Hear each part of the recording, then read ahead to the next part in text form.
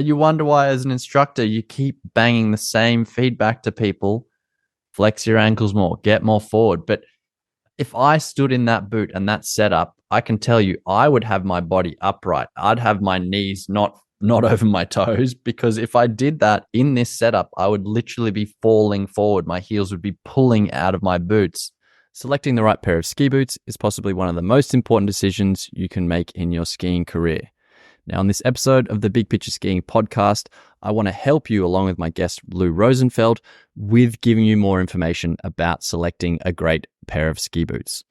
So in this episode today, we're going to cover things like race boots and whether that is something just for the elite, or if you'll take Lou's perspective, is actually a great decision or is actually a great choice for many other levels of skier. We also get into kids' ski boots, as well as looking at angles in a ski boot and how that affects your ski stance. Now, if taking a deep dive into skiing technique, ski equipment, everything about skiing is up your alley, then I invite you to check out bigpictureskiing.com, the website and app. I have hundreds of videos. There's an ever-growing video library on everything that I think about and learn about skiing that helps you become a better skier. So go check it out. There's a 7-day free trial. All right, let's get into this episode with Lou Rosenfeld on ski boots. All right, we have Lou Rosenfeld back on the podcast. Now, just for some context here, Lou has previously owned a ski shop, really successful one, fitting many thousands of skiers into ski boots. He's also got a master's in biomechanics, has done some extensive research on binding position and the effects on ski performance. And many of these topics we've actually discussed in previous podcasts, and they've actually been some of the listeners' most favorite, Lou, are these binding position ones. People still keep finding it and discovering it today, which is great. Yeah, it's really cool. But we're not going to talk about binding position today. You got in touch with me because you are teaching skiing to people in Sun Valley. Is that correct? I'm teaching in Sun Valley. I closed my store a year and a half ago. I'm part of Sun Valley Ski School. I've heard a few different podcasts. I'm teaching boot fitting to the ski school. I'm teaching binding position and performance settings to ski school. But I've heard a few things online recently about how people shouldn't use boots that are labeled race boots and other things. And I don't agree with that. So I thought I'd call you and see where you were on that. And maybe we could put something together and change some people's minds. Yeah, that's right. Because with the aim, just as you're listening here, the aim is to just give you information that you can then make a good informed decision about. That's all we want to do. We don't want to try and make more people do something or whatever. We're trying to ultimately help you find the best setup that works for you. So yes, let's get stuck into this. So why don't you start with maybe sort of what is classified typically as a race boot, and then your thoughts on, why that shouldn't be a scary thought, or just because you don't race, that's not the boot for you. Okay. That's easy. Almost all manufacturers make, if we just talk about the way boots are described without using the label, we would say they're made everywhere from a 92 or 93 millimeter wide boot. And we would call that a 92 or 93 millimeter lasted boot, right? And that's how wide it is at the forefoot in millimeters in a size 26. And they're made all the way from a 92, 93 up to about 106 millimeters. And the 106 millimeters is a big canoe of a boot for either renting or just the widest gargantuan foot on the planet. And a 92, 93 is a narrow boot. And unfortunately, and that's why you and I are having this conversation, I think, we would often call that a race boot. 92, 93s are called race boots. 95s are called race boots. And for most manufacturers, 98 millimeter boots would be called a recreational race boot. And the boots narrower than that would be called World Cup race boots or plug boots. But I think we shouldn't use that vernacular. And I like just calling them 98 millimeter boots and yes, be done with it. But if people are going to look this up, you're probably going to find people will understand what you're asking for if you say, I'm looking at going into a race boot. But Lou's trying to point out, typically the width is kind of what categorizes a boot into that section. So if you have a narrower foot, you're possibly looking there. Now, that brings up this next point. So why are we suggesting you kind of look into this territory, these narrow boots? Well, I think you and I both agree we want a snug fit, and a snug fit that is snug everywhere. We're talking like along the side of the arch of the foot, along the side of the lateral arch, around the heel, most places, so you have control. So if we go into this boot, Lou, how is that going to help us get this ideal snug fit? Well, the narrower boot is narrow everywhere.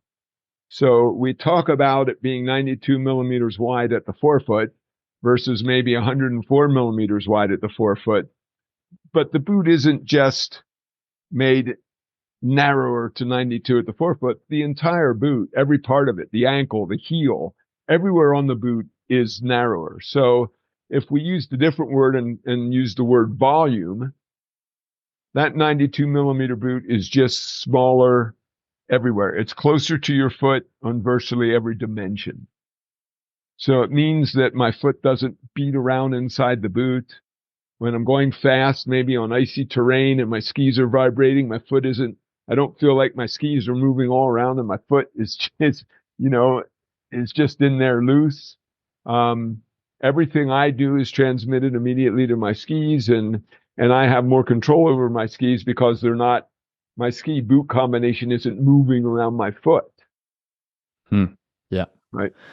Yes. And so if we're going to maybe let's talk about some personal stories, because now you're back teaching, and we were just before the show started, you're noticing some things. Do you want to talk about the level of ski you're sort of teaching, and then what you're seeing and why? Yeah, if you had your shop open, you'd maybe take them in and suggest something different. Yeah.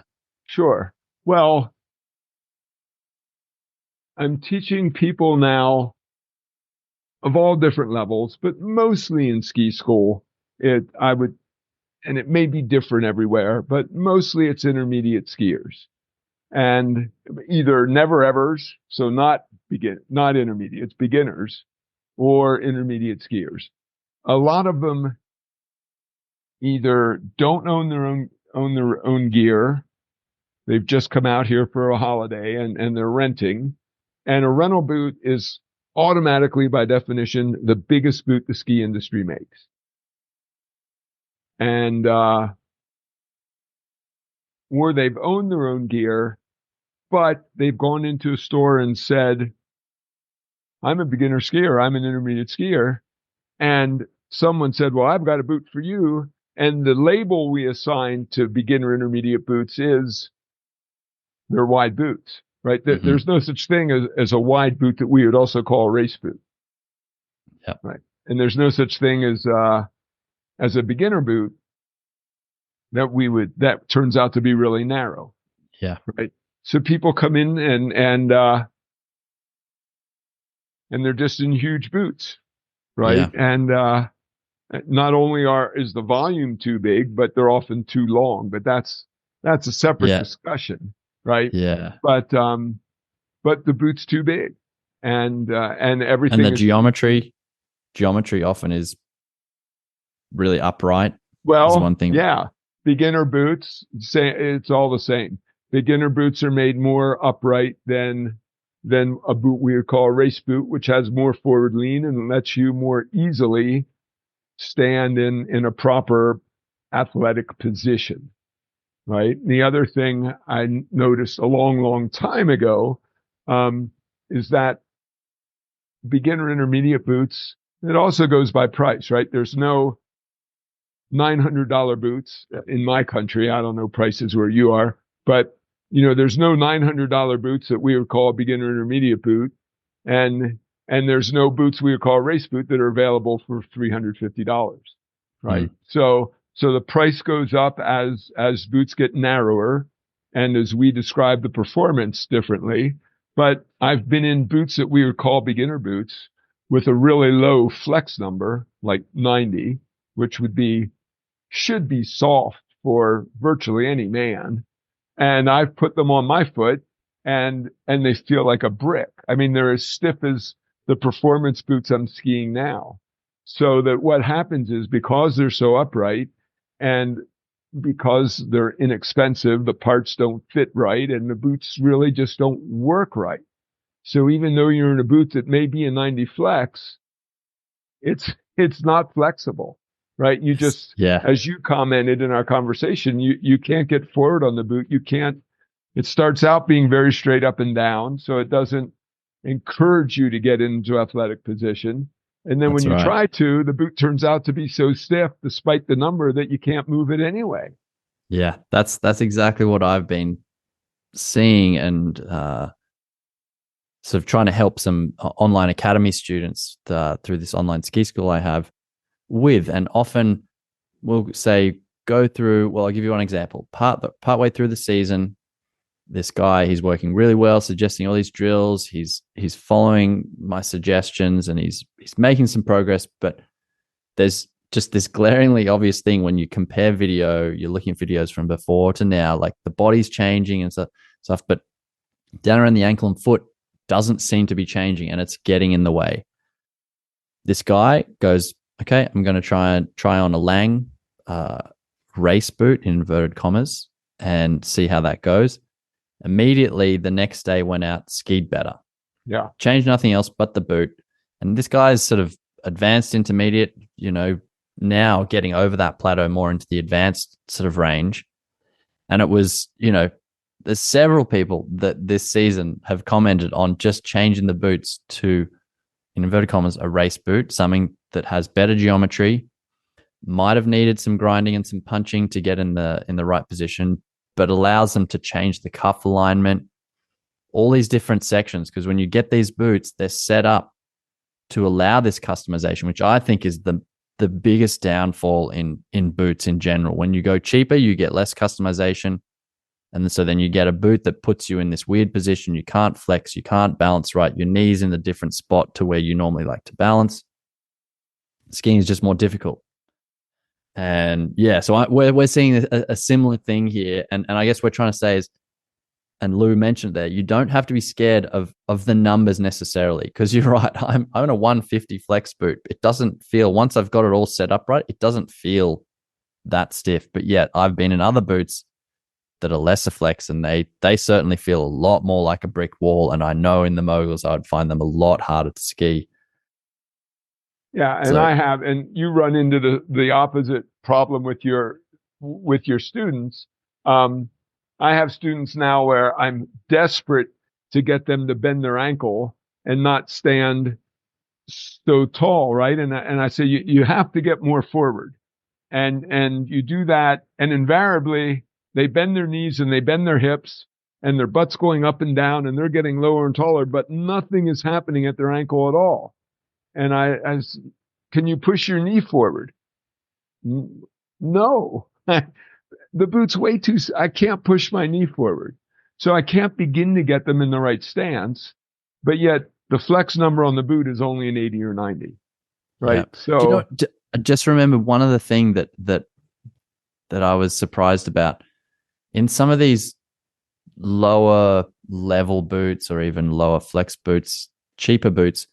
I've found also, Lou, that the ramp angle inside the boot board has some serious change. The heel is way higher. Like Archie this season, he had this little Atomic boot.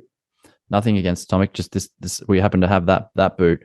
And I measured the heel height and the toe height after a week of him skiing, and my wife and I going, what is wrong with his skiing? He's gone backwards. He skied better 6 months prior on worse snow in Australia in a different boot that had a different heel height to toe height, though. It was much more level, and he looked back seat. We're trying to get him to flex forward, and I've seen him do it before. Suddenly it's changed. So that was another thing I noticed in these other boots. They just don't seem to care about the angles as much. They tend to just, if we tip it more forward, maybe that'll help the beginner skier get more forward. It's actually the opposite. Yeah.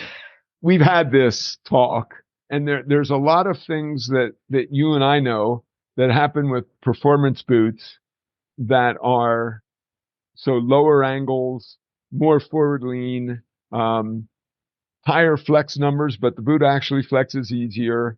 There's lots of things that happen with performance level boots that isn't the advertised concept, so to speak, That's right. that's sold to beginner intermediate skiers and women, right?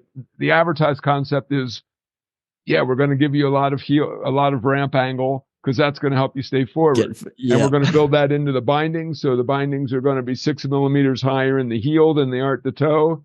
And like none of that Yeah, works. and you wonder why as an instructor you keep banging the same feedback to people: flex your ankles more, get more forward. But if I stood in that boot and that setup, I can tell you I would have my body upright. I'd have my knees not over my toes, because if I did that in this setup, I would literally be falling forward. My heels would be pulling out of my boots with that kind of setup. So yeah. This All right. is So a quick aside. I'll just mention it since we're talking. I'm going skiing this week with a guy for some training, and he has not made, but he's tried out for the US demo team several times. So at least what level skier he must be. And he has now set his binding ramp angle to negative. So his toe is slightly higher than the heel. And he says, this is the best setup I've ever had on my skis. And he's changing all his skis over. And anyway, it's just... I think that's a good. I don't think it's a good segue there, because back to the Archie thing. So I went back home, back to the condo we had, and I got out a cardboard cereal box and I cut out the shape of the forefoot, of the boot board, and made 2-3 thickness layers and taped that to the bottom of his liner. So at least gas pedal or lifted his forefoot up a bit, but it still wasn't it improved it. Tell you what, the next day, this is a 6-year-old. He said, "Oh, Dad, skiing's much easier now. Only thing we changed, leveled out his foot." Right. And I just couldn't believe that in this kid's boot, and what is the most common bit of feedback to kids is bend your ankles. What if all kids, and kids have very flexible ankles most of the time, way more than adults. Why are they struggling to flex their ankles? Not just, it's scary to get forward. Once you get that feeling of sliding, I'd be really curious to see in general across the board, are kids' boots, especially rental boots, what's the ramp angle in there, and is that part of the problem? And then suddenly kids go into a race program, they get a race boot. No, they're skiing better. It's not just the race program. What if it's just they're getting into a boot that actually is set up to ski? I agree. And that's really what we're talking about here, so we don't get too far away, but that, there are boots called race boots, and a lot of people will be scared of a concept. And yet what you get with a boot called a race boot, is a narrower boot, a lower volume boot, a boot that probably almost certainly fits your foot better, unless you have an overly high volume foot. You get a better liner, you get angles that you can ski better, and overall you just get a better experience. And so what we want to talk about here is, okay, here's a different concept of looking at race boots. Instead of being scared of them, let's look at them as a way to fit. They come in different widths, and if you're narrower than a C width, and I would say a C width is for a 98 millimeter boot. If you're narrower than that, you ought to automatically be looking at a race boot. And you should be looking at a 95 millimeter boot or a 93 millimeter boot. So let's do a role play here. I've come into your shop, Lou, and I've measured as a 98 millimeter foot, and it measures 100 millimeter foot. Okay, but I got a wide forefoot, narrower heel. And you've gone out, you've brought some boots, and I've put them on, and here's my feedback, Lou. It's kind of it feels snug, but it's a lot of pressure up near the front of my foot, on the sides. I want to do this. Do you mind? Maybe a little different. Okay, different, because you shouldn't, in a good shop, I shouldn't be measuring how wide your foot is in terms of millimeters, because ski boots are just like footwear. When we talk about a 98 millimeter boot, that boot is only 98 millimeters in a size 26. In a size 27, it's 100 or 101 millimeters. And in a size 28, it's 104 or 105 millimeters. So if we measure how wide your foot is numerically, it gets really confusing. Instead, I like to measure how wide your foot is as an A, B, C, D, E, or, is the regular Brannock, called Brannock system, that metal device that every shoe store in the world has had. And I think every ski shop should have. Because then if you're a C-width is a 98 millimeter boot. And if your foot is a C-width, it's a proportional system. So a C-width that's a 27, someone with a C-width 27, size 27 foot would be a narrower numerically foot than a C-width as a 24. But the boot compensates for that. So all we have to know, if I'm explaining this clearly, Yep. all we have to know is that you're a C-width. And if you're a C-width, there's probably no reason you need to be in a boot wider than a 98. Yes. Yeah. Okay. And if you just remember 98, then you don't have to, nobody has to remember, well, your foot's 104 millimeters, but you're 104 millimeters and your foot is a 29, is a size 29. So that really means your foot is narrow, right? Because 104 millimeters that long is narrow. I'm gonna quickly say, because I've said it, or we've discussed it on a podcast before, but in general, so people want to know, the 26.5 or 26 boot is the standard where lasts are measured. So if it's a 93, 95, it's measured off a 26 boot. And I happen to be a 26, and so that's, sorry, I probably threw it off on the wrong foot there, because I am the standard size. But for people, every size you go down, in general, the boot from 26, if you go down to a 25, it'll be 2 millimeters less. Maybe even 3. But maybe your 3. Concept is correct. Yes. So each size down, it goes 2, 3, or the width reduces as you go up. So if you go from a 26 to a 28, it might jump up. That 98 millimeter boot, the last is 9, it might be 102 millimeters as you go up. So it does accommodate. But in general, when you see the advertising, when a boot is talked about as a 96, a 95, 98, it's based off of a 26.5 boot. So you need to go up and down there. That's what we're trying to get across here. But so now if I'm a say I'm a 28.5 length foot, and yet I've got a 100 millimeter wide foot. Well, I'm going to call it. I'm going to say that's a C width, probably. Okay. I'm not going to worry about the 100 millimeters. I'm going to measure you as a C, and I'm going to bring out a 98 millimeter boot. What might I feel, though, say you bring that boot out compared to just the all mountain boot in the same brand, and say you bring out the inverted commas, the race boot versus what might I notice and I don't want to be scared about, or know that I can change, or the boot fit can help me change? Well, the definition of boot fitting to me is not just to sell a boot. It's to understand that boots can be modified in so many ways and so easily.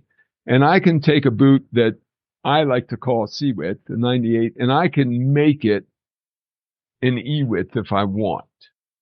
So if you came in and conceivably you had a C width foot, but with a really narrow heel, I would actually go to maybe a 95 millimeter boot or a 93 millimeter boot in order to hold your heel in place really well.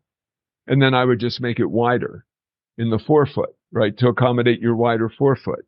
And that would be a typical woman's foot.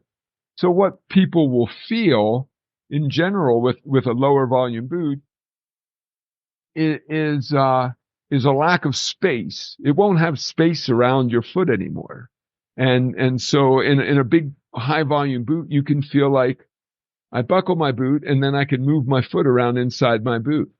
And that's, in skiing, that's not a good thing. In almost anything to do with sports that isn't just walking, it's not I don't, fit my running shoes loosely. I don't fit my hiking boots loosely. I want everything to feel like it's my foot. It holds my foot in place, and my foot and my shoe are all one thing. So the difference will be that you'll have I think oftentimes more comfortable in a narrower boot because you'll have even pressure all around your foot instead of having places that are high pressure, really lacking pressure. And then a complete void somewhere else. Yeah. Yeah. So that's going to be the main. You'll get is, I think, oftentimes a more comfortable fit.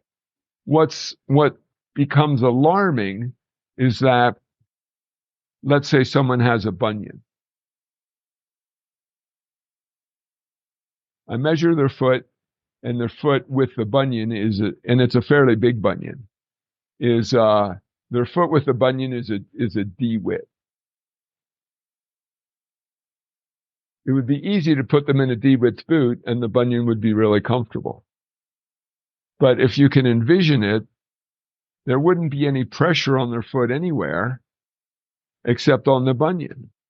And then as soon as they go skiing and pressures change and their foot moves a little bit sideways to make, as you edge your skis, right? And the load translates into a sideways load on your foot. Now all of a sudden there's incredible pressure on the bunion, but there's still no pressure anywhere else in the boot. If I instead say that foot is actually, without the bunion, would be a C width. So I get them a C width boot and put a punch there for the bunion. Now I've got a boot that is snug on their foot everywhere, and there's no pressure on the bunion at all. Yeah. So that's my concept, and that's why I like not talking about race boots as race boots, and I prefer to talk about them the way they fit. So there's lots of reasons that I may choose to put someone in an ultra narrow boot, and we can call a 93 millimeter boot an ultra narrow boot. The world calls it a high level, maybe they call it a World Cup race boot, but Head in their World Cup race boots makes them all the way down to an 80 flex.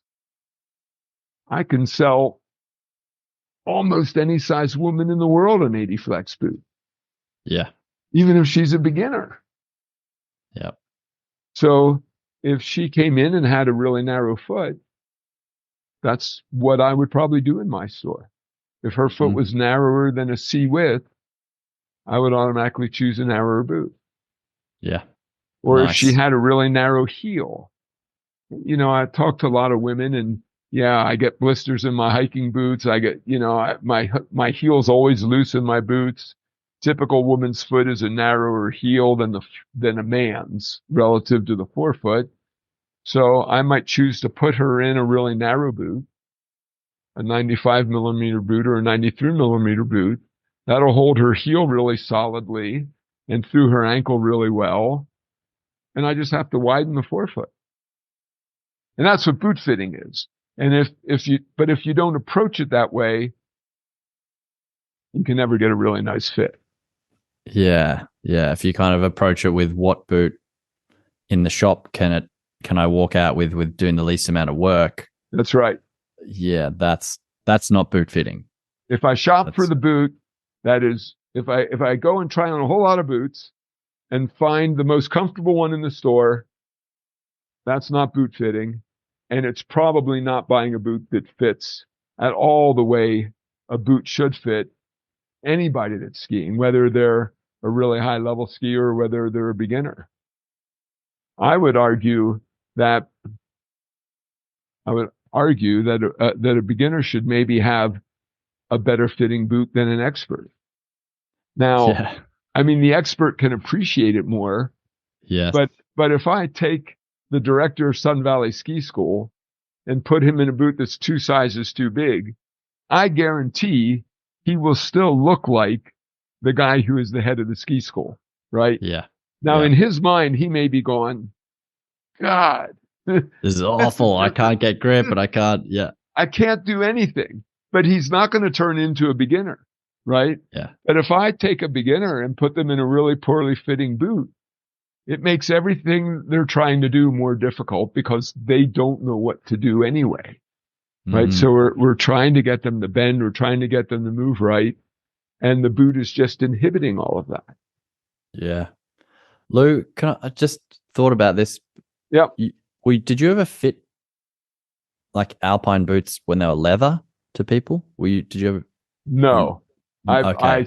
When I started skiing, my first boots were leather, but I've never fit leather boots.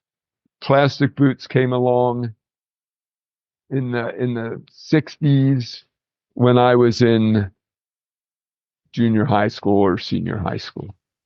Okay. Yeah. Yeah. Okay. Yeah. Okay. Just out of it, I mean, that material. I know there's been a few people who talked about.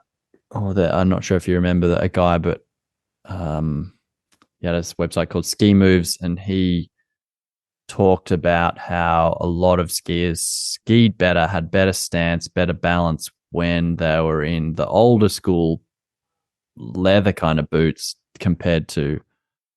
Well, that seems possible. I mean, based on your feeling about a boot being too upright and about low quality boots being ultra stiff, even though the flex number is low. In an old leather boot, there was no Yeah. limit to how much forward you could get, right? There was almost no resistance there.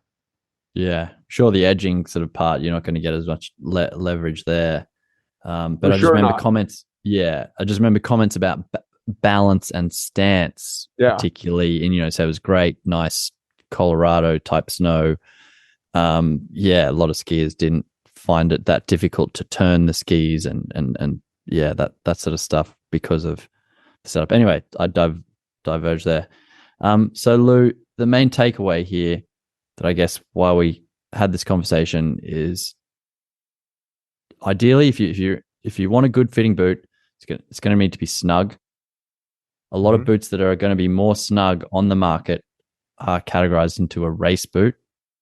Don't be scared of that because, as you said, Head even makes a narrow 93 millimeter boot right down to like 80, 90 flex. So that can deal with a very low intermediate sort of woman skiing, but she can still get a great fit. And then any other Well, I think, I mentioned Head because I'm super familiar with Head. Head was the biggest selling boot in my store for 20 years because the boot's so high quality and because it just fits so well in all different models. But everybody, not just Head, Dalbello and Nordica and Solomon and Lang, everybody makes ultra narrow boots and narrower boots that we would call race boots that are still made in flexes that we can sell to virtually any person walking on the street. And so whether I like Head, but whether you buy Head or any of those other boots, you should be able to find what you need in flex and still be able to pay attention to actually getting a proper fit. Yes. And I guess we should probably tie this up. Not everyone is going to, like, a big part of this is you want to have a boot fitter that is good at the boot fitting process. You might live in an area, like you said, a lot of your guests are not coming from Idaho, South Carolina, Detroit, different places where, they might not have access there. Any comments around accessibility, good boot fitting? Well, the comment is that it's not always accessible or it's not readily accessible.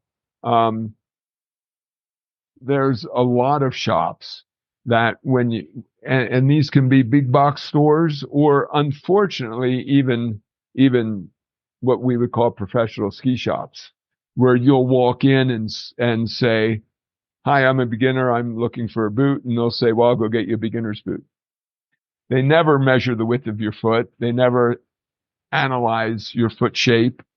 And so a beginner boot by definition is a wide boot, always. So if that's the approach, you're never going to have a proper fitting boot. So if that's the level of ski shop that's available where you live, then if you want to get a really proper fitting boot that will help you ski better, you're going to have to shop elsewhere. Yep. Yeah. Yeah. So it's just that isn't it? And if there are people listening to this podcast or watching it on YouTube, they're probably into it enough that they might realize, well, on my next trip out to Park City or my next trip to Sun Valley, there's going to be, maybe I'll ask people around, do you know of a good shop that would be, yeah.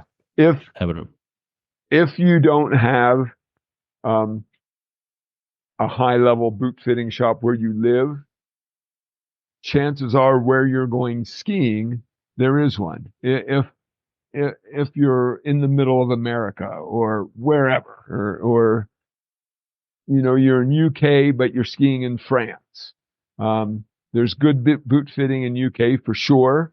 But if there isn't any right where you are, there will be at the resort you're going to in France. So somewhere you'll be able to find good boot fitting. Definitely. Yeah. Yeah. Great. All right, Lou. And then finally, so people know, I mean, can you tell what's your age and what boot are you in? I'm 71. I'm in a Technica plug boot, so a 95 millimeter boot, but it's perfect. It's a 120 flex, so it's bendable all the time. Yep. You've skated all over the mountain this season. Yeah. Bumps and I don't need a different boot to teach in. I don't need a different boot for bumps. It's 120 flex is approachable everywhere. But as you said, boot flex is more about fore and aft and bending it forward than it is about bending it sideways. So even a softer boot still has plenty of performance to get a ski on edge. So I ski, and I just had this conversation with the training director at Sun Valley Ski School the other day. So I ski a 120 flex. It's never too stiff, no matter how cold it is. It fits me really well. It holds my foot in place. I don't have to buckle it real tightly. I use it all day long. Yep. Thanks. Cool. Sure. Well, I hope this helps some people out there that, with their next boot selection, they have a little bit more information. They might consider something different. Because I can certainly, from my side, testify I've found it easier to teach people that are in these types of boots once they're fitted because of the closer fit, the geometry of the angles, the ability to customize things, the liner, the quality is you might pay a little bit more, but then you can get yourself in the right position. And that's so important to me, how to take these next steps in your skiing, because someone could tell you, like, if you keep getting told to flex your ankles and you're trying to do it and it's not happening, I tell you what, it's not.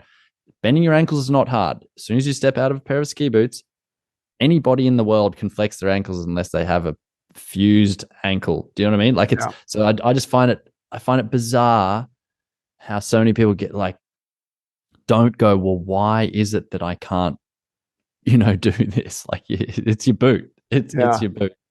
Well, and the geometry, not just the flex. Relative to what you said about expense, for certain, as boots get narrower and they get higher performance labels or stiffer flex, whatever, they do get more expensive.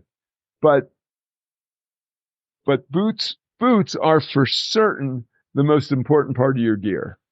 Yeah. And the expensive boot relative to getting on a plane and going to a resort for a week and paying for lift tickets or an Icon pass or whatever, boots are nothing. I mean, a beginner boot's going to be $400 or so in the US, and the race boot is going to be $800. That $400 isn't even the first day at the resort, right? That's right.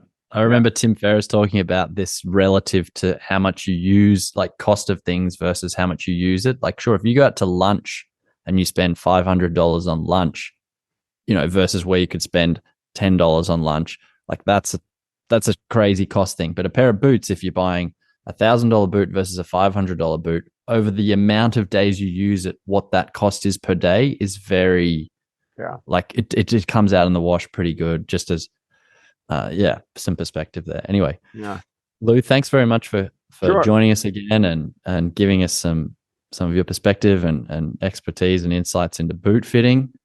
I hope you have a great end of season in Sun Valley. It's cool you're enjoying the teaching, and the people at the Sun Valley Ski School are really lucky, because I know you've been doing some little lectures and talks on boot fitting and binding. So we've been having a really good time, and it's been a lot of fun, and all the things, especially about bindings, and are so unknown. Nobody experiments with it. So actually, next week we're doing a whole seminar on snow, so that we'll take everybody out, we'll move bindings around and let them really experience for themselves.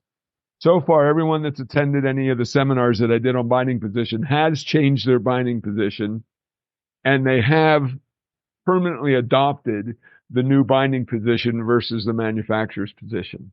Wow. So I'm having a great that's time cool. here. Yeah. And just so if people are interested in that, there's a podcast or two actually with Lou, just back in the Big Picture Skiing podcast history. Just search Lou Rosenfeld and that'll come up, binding angle, and you can find out some more information on that, which is fascinating. It gets right into some technical stuff with studies with, World Cup versus even sort of lower level racer and the differences they feel between it's some really fascinating stuff. Anyway, it's really good. So thanks for sharing that with the world, Lou. And have a great season. I'll chat to you next time. Okay. Talk to you later, Tom. Bye.